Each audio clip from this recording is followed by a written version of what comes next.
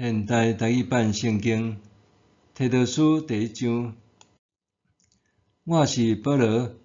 做上帝的仆人，甲耶稣基督的使徒，受选派帮赞上帝选民的信仰，互因认捌下伫敬虔的真理。这个真理，互咱对永远的活命有盼望，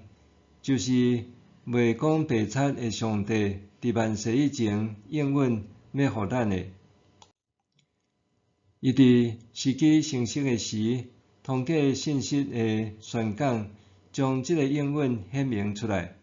我有受托，奉咱的救主上帝的命令宣讲这个福音。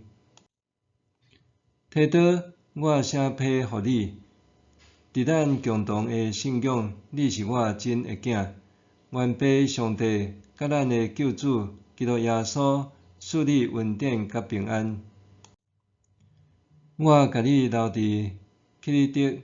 是要互你处理还未办清楚的代志，搁照我所指示，伫逐个城市选派人做长老。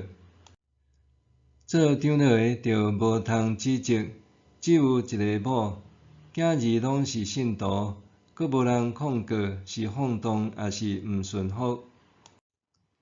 教会的监督，既然做上帝的管家，一定着无通指责，无自高，无歹性地，无酒醉，无凶暴，无贪财。着熬款待出外人，熬做好事，守纪、正直、圣洁、节制。伊着坚守迄个可靠、符合教义的信息，安尼才会当用健全的教示劝勉人，辩倒反对的人。因为有真侪毋顺服的人，特别是遐主张着受割礼的人，因爱讲无路用的话，搁欺骗人。即款人一定着禁止因讲话，因为因为着要贪不义的钱财，用无应该教示的话破坏一寡家庭。因克里特人有一个先知捌安尼讲：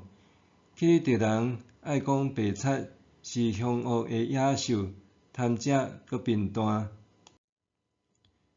伊讲的是事实，所以你着严格甲因责备，通互因有健全的信仰。无听趁犹太人无影者的传说，甲背逆真理的人的规例。对清气的人来讲，一切拢清气；毋过对污秽甲毋信的人来讲，无一项是清气，因为因的心思甲良知拢是污秽。因公开讲捌上帝，却用行为否认伊；因可恶背逆，袂当做甚物好事，